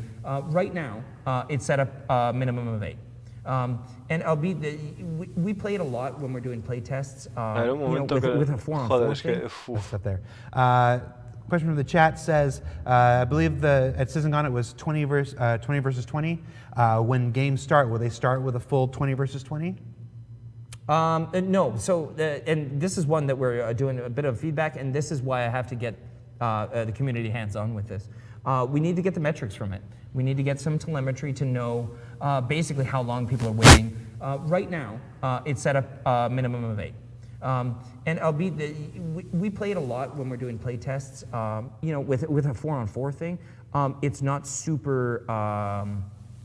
It's not as hectic, definitely, as the 20-on-20, and we get a little less combat going on. Está diciendo de que si va a ser 20 contra 20 o cómo va a ser el tema, ¿no? Está preguntando ahí. Entonces le está diciendo que ahora mismo que como mínimo tiene que haber 8 que están probando, que necesitan hacer un enrollo de la telemetría y demás. Y que bueno, que han probado con 40 contra 40, pero que se pierde lo que es la parte de la táctica de 20 contra 20. But yeah, it can play just fine at 8 players. So we do a minimum right now of 8, and then as soon as the 8th one joins, the round starts. The other thing, and we made massive changes to this, and claro, el mínimo para empezar la partida es 8. That's definitely coming in 3.9, which was the join in progress stuff. So this was again another sort of fix that went in to fix a problem that's no longer a problem, and then it just stayed there, which was this join in progress. So back in the days of just Star Marine, we had very time-dependent rounds. It was whether it was like a 15-minute round or a 20-minute round or something. And the issue is that when you play through Star Marine, it actually punts you back out to the front end when you're done. And one of the issues with that is that it takes then a new load, and we didn't want people joining with only like 2 or 3 minutes left in the round. And what ended up happening was the logic got a little broken over time because the way that we actually track the amount of time in a round changed. So we had a bug basically that once the round had started, and I think it was like only a minute or 2 in, nobody would be able to join anymore. So what that created was sort of this perception that nobody was playing. You would get into a server with maybe 2 or 3 people that joined in the same, let's say, 5 minutes or something. But anybody that went to go join after was actually spinning up a new server, which not only is a little bit expensive on our part, is pretty bad in terms of where the players are, because we're not putting the players together. They keep starting new servers. So again, in working on theaters, this became so obvious right away, and because it's so important that we have as many players as possible within those rounds, we had to fix this. So now you can join in progress. Now, you still don't, and I think we left it so that the last 2 or 3 minutes or something, you can't join. And this is just to avoid the fact that you've joined, you've just loaded, and the round ends. Claro, está comentando de que claro, de que era el problema de que las partidas, pues, de Star Marine y demás, que tú entrabas y ya entrabas cuando se acababa el juego, que es algo que pasa ahora. Y que bueno, que es algo que ahora tiene... Ay, perdón, es que la madre que lo parió. Sorry, chavales, vamos a ver. Está comentando de eso, de que el pavo, pues que... El pavo, los cojones. De que a la hora de poder entrar a un servidor, básicamente, pues que ahora lo que va a suceder es que vas a poder entrar en partidas en Progress o Theater Software, pero que si faltan 2 minutos de partida, que no te va a meter allí para que cargues y según cargas se te acabe la partida. And it just Ya for ves, tío. clarity's sake, when you say that feature is in 3.9, you mean that's applying to Star Marine in 3.9? Yeah, correct. Sorry, the join in progress stuff is all again across Star Marine, and then when this game mode comes out, it'll use that too. Gotcha. So another example of benefits from the work being on this being applied to other game modes. Yep. Other aspects. Okay. Will certain gameplay loops like medical or first responder, engineering, and electronic warfare be first introduced to theaters of war, making iterating on them easier? Well, they won't be first introduced to theaters of war because it's not really meant. So it's a driver for the combat, but it's not a driver for new systems or features necessarily. So basically, as it comes on for the PU, we'll be able to then use it because, again, we use the exact same stuff. So if it applies to theaters, and of course medical gameplay is, we of course want to have revives. We of course want to have, well, and I hope anyway, some sort of body dragging or some sort of mechanic to get your buddy out of the way of fire before you revive him and things like this. Resumidas cuentas, todo lo que está diciendo, el tema de arrastrar cuerpos y demás y historia, bueno. La cuestión, si hay mecánicas que se metan nuevas, rollo electrónica y demás historias y se meten al PU, y en el PU tiene sentido, pues eso se podrá llevar al Theater Software. Fin del asunto. But it won't first go Fin de la cita. into theaters and then later into the PU. It really, if anything, it's the other way around. It'll first go into the PU, and then if it makes sense for the theater scenario, or if that core gameplay has to be tuned at all, it'll get tuned with theaters in mind. Yeah, I think that's indicative of something that can't be said enough. Theaters of War development does not take away from development of the PU. No. Because all the same systems being developed for the PU are still being developed. They're still being driven by the PU. Yes. It is that the Theaters of War is a additional testing method. It's a petri dish. I think that was No, está por acabar ya. that was the Yes. analogy used before. It's a microcosm Esto pasa rápido. of this thing. So it doesn't start Exactly. there. It starts here with the big thing, Yes. like it should. Yes. That's our priority. And this is this ancillary thing Definitely. that we do to make the bigger It just thing gives a good focus on just the combat and again, the interchange of that vehicle to ground vehicle to infantry and how they all interact with each other in an aggressive fashion, right? This next Mira, me estoy imaginando ahí al discolando, ¿sabes? Con un pedazo de copón de whisky ahí en plan de, buah, tío, me mola tu rollo del Theater Software. ¿Y qué decías del combate? question deals with physicalized damage, which we've talked about for some time now. With that coming in at some later date, does that effectively nullify data collected now prior to its implementation? Not at all, because the balance for the ships is still not going to be so dissimilar when physically based damage comes online. They'll just be more within the role that they're meant to be. Will it affect theaters? To a degree, yeah. But will it massively change the balance? We don't want it to. The gameplay, though, might shift because, again, physically based damage is not meant to be It is sort of it's not the opposite, but it's different than what we have right now because it's just a big health pool on a ship, right? Each component has a certain amount of health or whatnot. So instead, it's going to be, it's all based. You're not shooting a ship until it explodes, basically. You're going to be shooting a ship until it's disabled in some way, and whether it explodes will be a systemic part of that, right? If you've damaged, the power plant, and the power plant goes critical, and then the ship explodes, great. But physical based damage is meant to, or physical damage rather, is meant to give a range of, ways to disable a ship, I guess, rather than just blowing it up, if that makes any.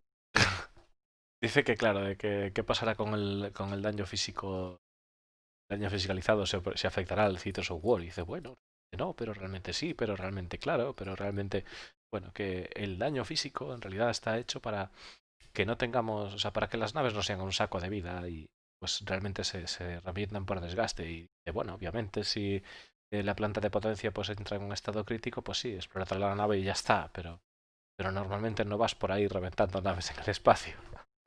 Sense. And it's more like what it would be like in reality, I suppose.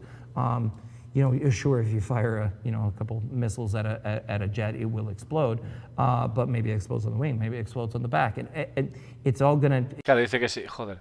Dice que sí, claro, si lanzas un par de misiles a un jet, pues el jet pues le explotará, claro que explotará, pero se le reventará un ala, o tal, no le reventará la nave en sí. It's gonna go different rather than just the thing being vaporized within a second and then that's job done. It's gonna no se va, que va a ir algo diferente a lo que es vaporizarse. I don't want to say the meta, but the main balance for that given ship should not change dramatically. That's all. Chat wants to know, any plans to test 100 plus players? We can. There's no direct plans for it right now because algún test para probar 100 jugadores o más. Y dice sí podemos, no hay ningún test planeado para ahora. If we could have 100 players in the server, we'd be doing that on the PU right now. Now with server OCS, and we hope that all sort of opens up, we'll be happily testing something like this. But even to test 100 players in the server, I imagine we got to get 100 people in here ready to play. So once we get it working, it's not get it working. Once it's running really well with 40, with ships, with ground vehicles, with everybody, then yeah, of course we can increase this. It's not to say that we will, that you're saying can. You're talking yeah, about well, we're going to, and that's the thing, we're going to have to test it. We just have to test it. We have to play with it. This given map and scenario probably doesn't lend itself to that many people because, again, the difference we find from, doing just a 4-on-4 or 5-on-5 versus a 20-on-20, I could only imagine what a 50-on-50 looks like right now. So do we want to get to those numbers? If it makes sense for the game mode, absolutely. But yeah, I want to have a different scenario, something a little wider. Give it a little bit more room. Yes. But not a backdoor confirmation of any battle royale mode or anything. No. Actually, at first we called this not battle royale when we didn't have the theaters. Dios, realmente a ver, el pavo es animado y tal, todo eso, pero ahora que habéis dicho que habla mucho y tal, esto es como si un colega dice, oye, ¿te vienes a tomar algo a la cafetería de abajo que tiene las sillas de color verde? La silla tiene 25 no sé qué. El cenicero pone las letras tal y porque justo por debajo de la tapa pone no sé cuánto. Y el café justo, pues mira, el otro día la tipa de la camarera que nos sirvió y tal estaba no sé qué. Y además le ha puesto 25 granos de café de más. es así el fulano, tío. Es un infierno. En realidad es un infierno. War name? Yeah. We literally called it not battle I said, royale. this not battle royale. Do you plan to add capital class engagements in theaters world? We talked about that earlier. So Yeah, I kind of mentioned that before. I'd love to do some tests. We got to wrap up this scenario, and once we wrap up this scenario, but just because of all the, I don't want to say insane ideas. The good ideas that have come from the community, come from other devs. That's a fun one.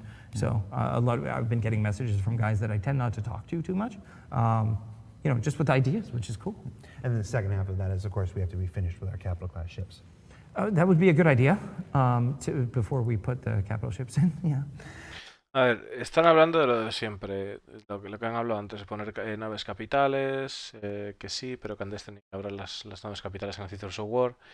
Tema de testear, si se puede poner 100 jugadores, sí, tenemos que testearlo, punto. Lo que pasa es que han dicho una serie de movidas a mayores que vienen a decir lo mismo. Sí, pero hay que testear. ¿Se podría probar? Sí, ya está. Fin.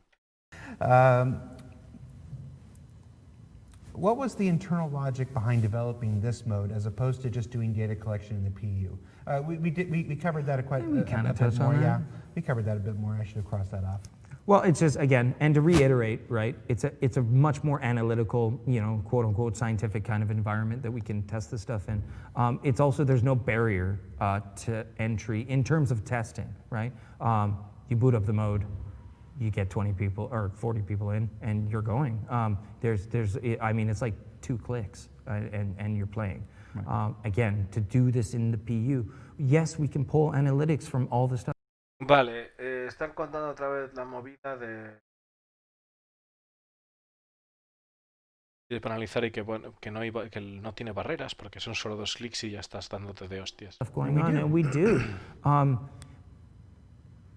It's really hard to establish whether or not a change you've made or anything is actually making a significant difference without the focus of a given thing, right? Right.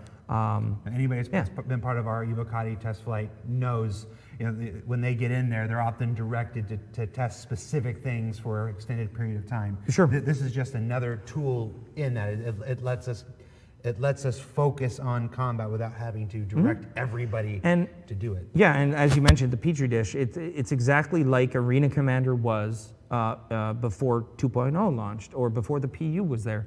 We were testing all the ships in a very, very focused method. Same thing with Star Marine, and this is just I want to say obvious, but the obvious evolution of those two. Vale, el Star Marine fue para testear el FPS, el Arena Commander fue para testear las naves y este es el paso obvio para testearlo todo. Coming together. Okay. Another question from the chat. Will work on Theaters of War prioritize certain vehicles like the Nova tank? Yes. It'll help push the prioritization. That's the nice thing.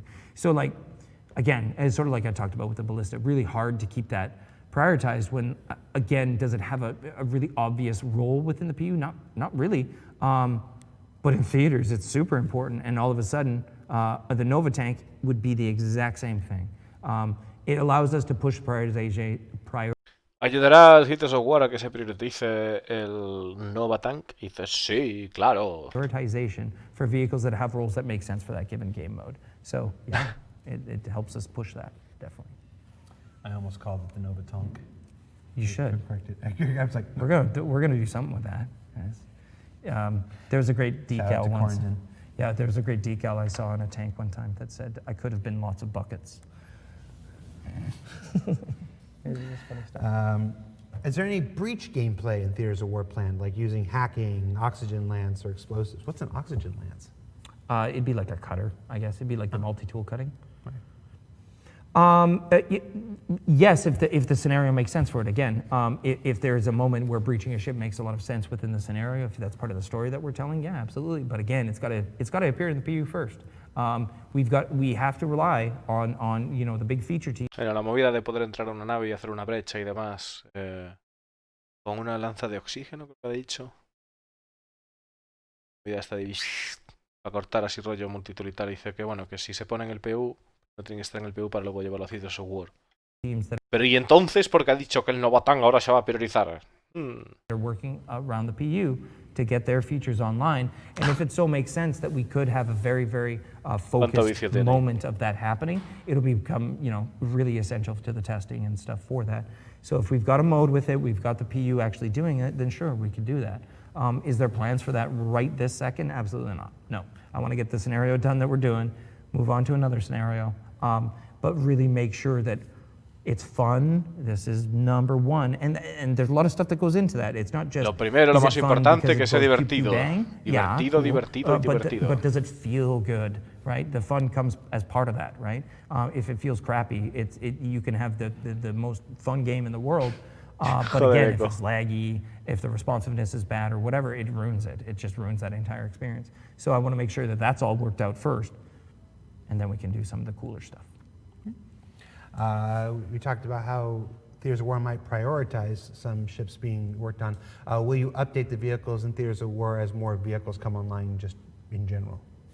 Yeah, and they're always, I think I mentioned this in the presentation, we tried a lot of different ones, so we'll continue to do that.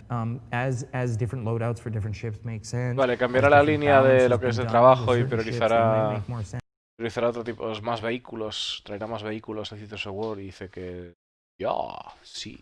As the Así que más scenario vehículos. changes. So, for example, I spoke about it, I believe, during the presentation as well. But we had to remove a Valkyrie. Valkyrie is like purpose-built for this mode.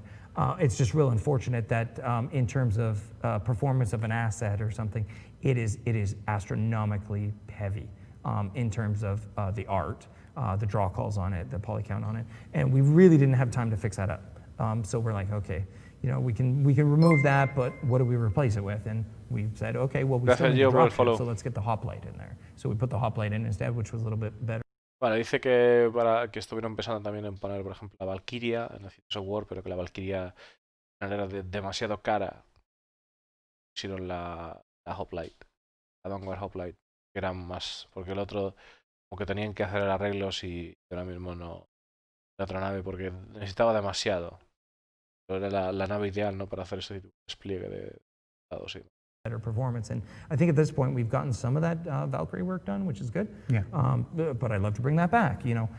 So again, this is the kind of stuff that we're doing with the vehicles, and the eventuality is I'd love to get sort of class-based bonds and things like this, which would be really nice.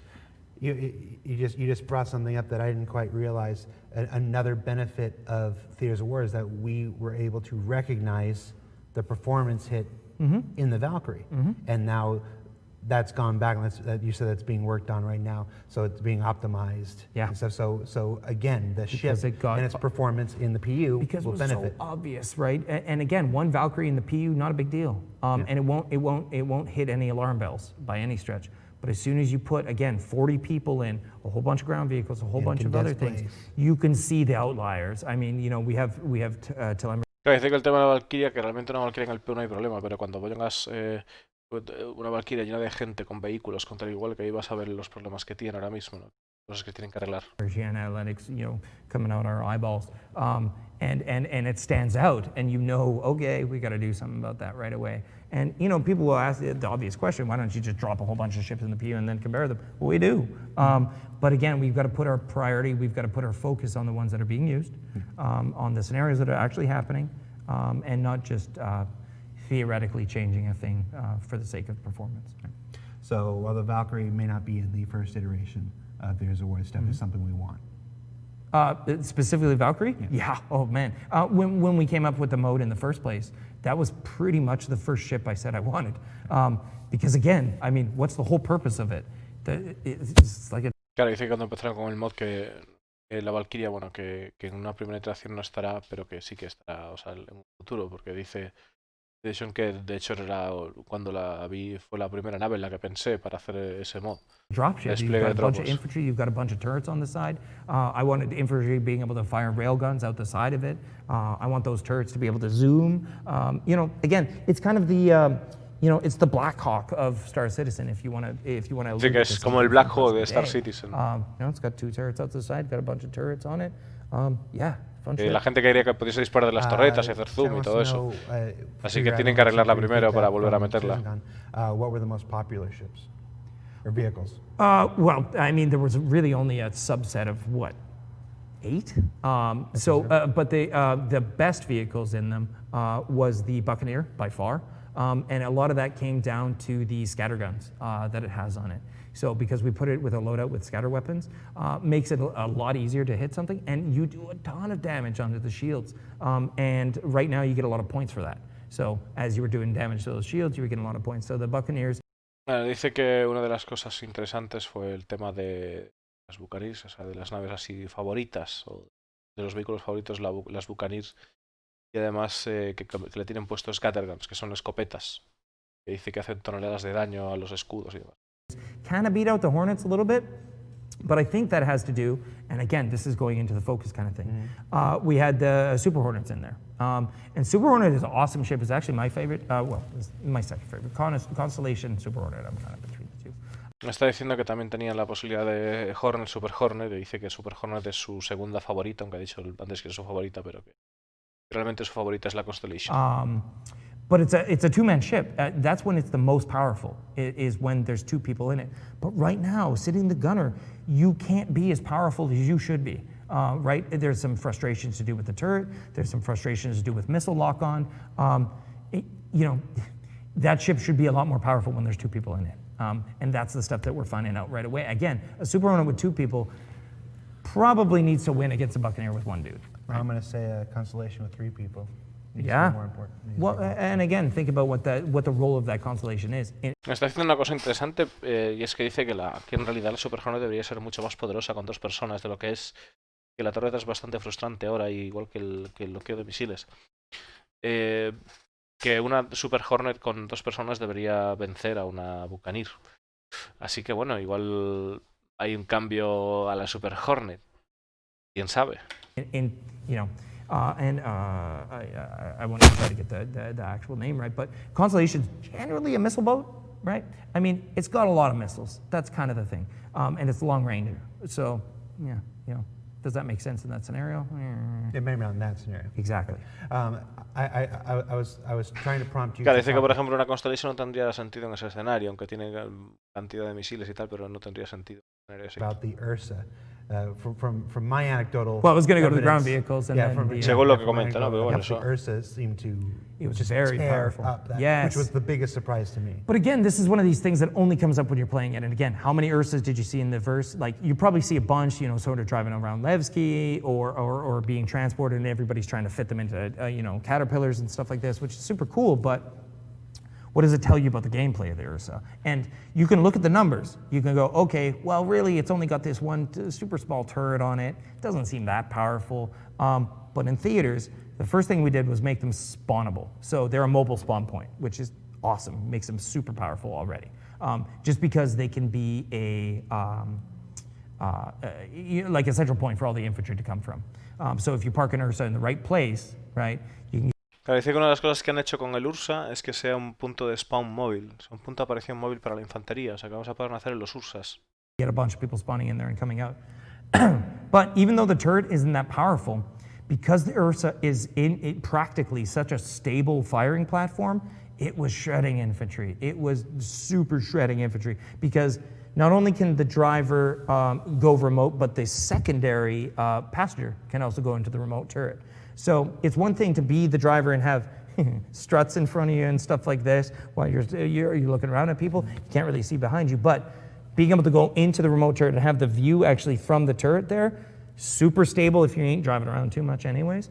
And all of a sudden you are an infantry shredder. So again, this isn't super obvious if you were to play it in the PU, but again, in theaters it becomes very important. So, and these are scenarios that we fully expect are going to happen in the PU. And again, it's got to be fun when we get there. All right, well, we are actually out of time. I'm going to do one more question for you. We barely just started. You want to go back? We need like some Joe Rogan level. You want to go back to your list? 3 hour things that have changed? podcast thingies. What's that? You want to go back to your list of things that have changed? We should, actually, because there's a couple other ones. You know what? I'm gonna talk about the thing I wasn't gonna talk about a little bit. So we weaponized. This is super cool. This was Rich Tyra's idea, and I'll give you a tiny bit of it, anyways. So we talked about phase transitions. So the obvious things that we use in the landing zones is transit, right? ¿Qué cojones? So we thought, why not Mad Max and weaponize the transit thing? So it's pretty cool. We're still trying it. You're staring like I'm like revealing like the price of the next. I don't know anything. A ver, ¿qué cojones? No, I don't know anything. You know what? I'm gonna talk about the thing I wasn't gonna talk about a little bit. So we weaponized. This is super cool. This was Rich Tyra's idea, and I'll give you a tiny bit of it, anyways. So we talked about phase transitions. So the obvious things that we use in the landing zones is transit, right? So we thought, why not Mad Max and weaponize the transit thing? So it's pretty cool. We're still trying it. You're staring like I'm like revealing like the price of the next. Que están hablando de ir a lo Mad Max y tal y convertir en un arma el tránsito. El tránsito, imagino que se referirá a lo que es la circulación de coches o algo así, no sé qué cojones. You wouldn't know this. You wouldn't know No, I don't know anything about that. I'm just teasing.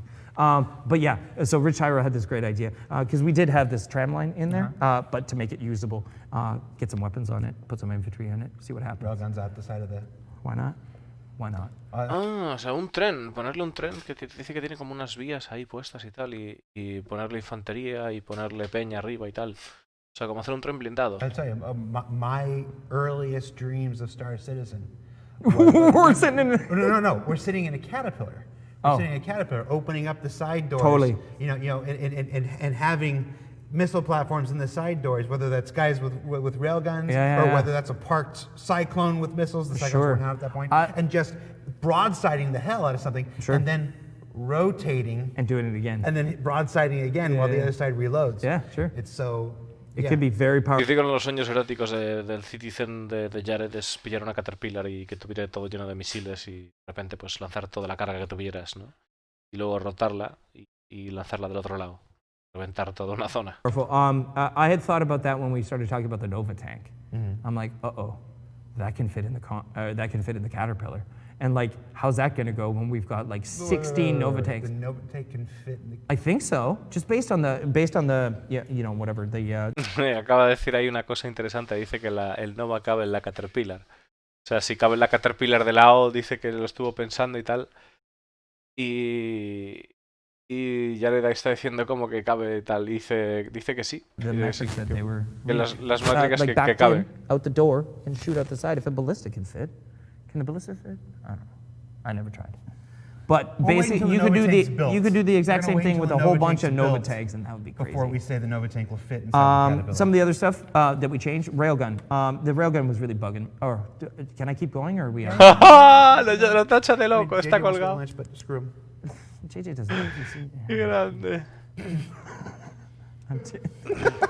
He laughs because he's half my size. JJ did me a huge favor yesterday, and I owe him big time. And now I'm just going to push my luck. Yeah, I'm teasing. So we did some changes to the railgun as well.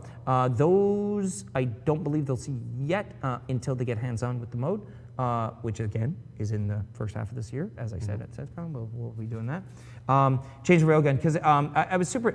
It's super disappointing to shoot. The only thing I don't like. Parece que una de las cosas que han cambiado es el railgun, que es muy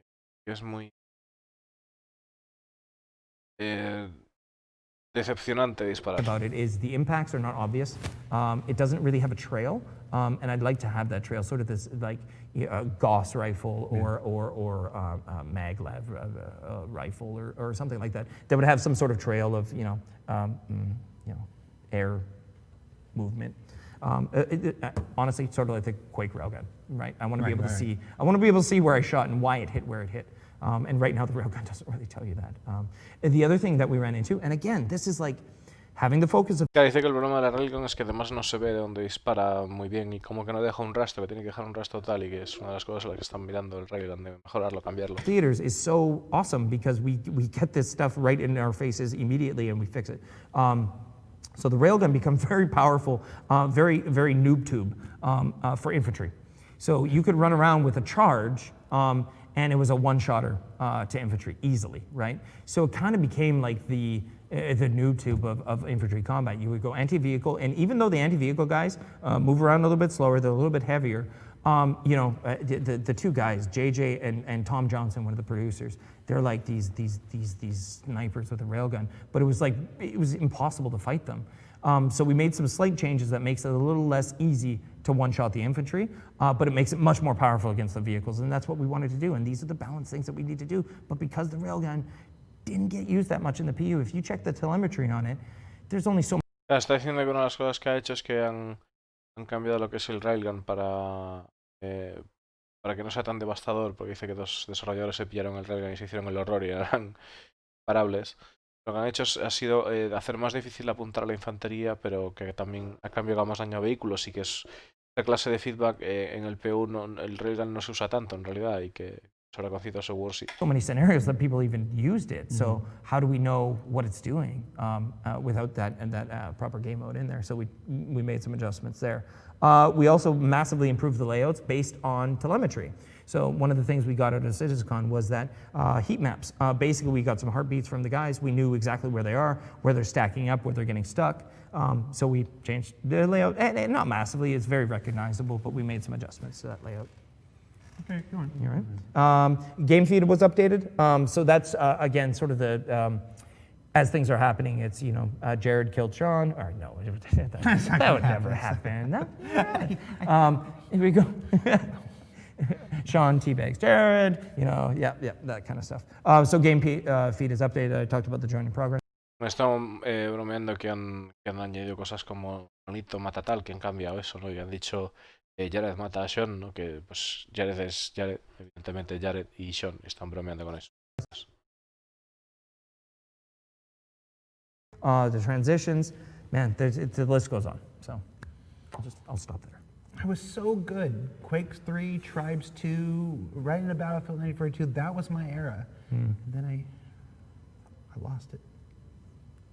Changed the layout, and not massively. It's very recognizable, but we made some adjustments to that layout. Okay, go on. You're right. Game feed was updated. So that's, again, sort of the, as things are happening, it's, you know, Jared killed Sean. Or no, that would never happen. Here we go. Sean teabags Jared, you know, yeah, that kind of stuff. So game feed is updated. I talked about the join in progress. Death cams, mobile spawns are all fixed up, so that's really good too. The transitions, man, the list goes on. So. Sí, vale, estaba haciendo un resumen de las cosas que había comentado y con algo añadido, nada más. Right into Battlefield 1942. That was my era. And then I lost it. The power was not within me all along. Like I lost my magic. Get good, son.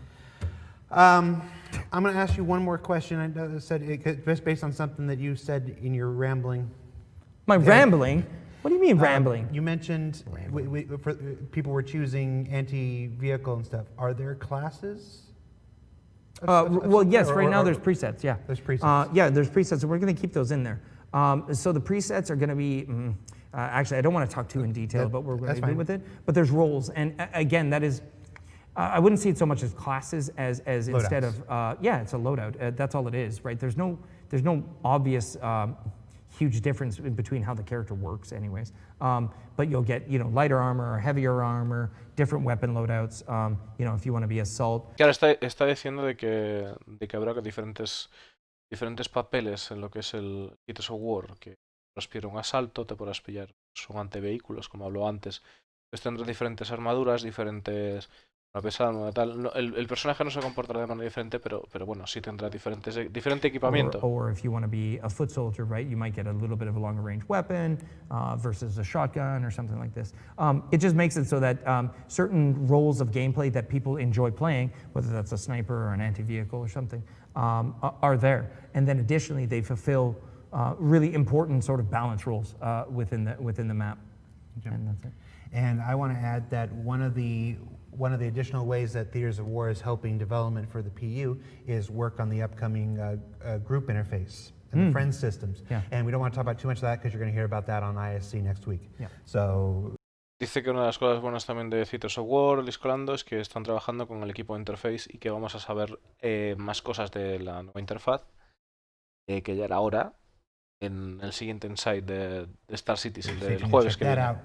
Sean, as always, thank you so much for taking time out of your day. You're welcome. Come here and do this. You're welcome. We don't do it enough. No, I don't do it that much. I'm leaving it at that. Yeah, well, we need. Se acabó. When I come, you. Se acabó. No. I love doing it. I especially like doing the SCL. I like doing the question and answer stuff generally. I hate doing those hours. A servir, señor Riker. Es un placer, tío. Well, no, this is fine because it's much more of a conversation. But man, doing an hour presentation, that's stressful. All right, so we should end it here. But if I drag it out longer, JJ has to stay. That's Sean. I'm Jared. We'll see you next week, everybody. Take care. Thanks. Thanks for watching. Listo, bueno, pues ahí está, Cities of War, no han comentado, sí, alguna cosa interesante y tal, pero esto lo que queremos es verlo realmente. Y ahora lo que vamos a hacer va a ser el sorteillo, chavales. El sorteillo cagando leches. Así que voy a parar esto y lo arranco y sorteo. A vivir.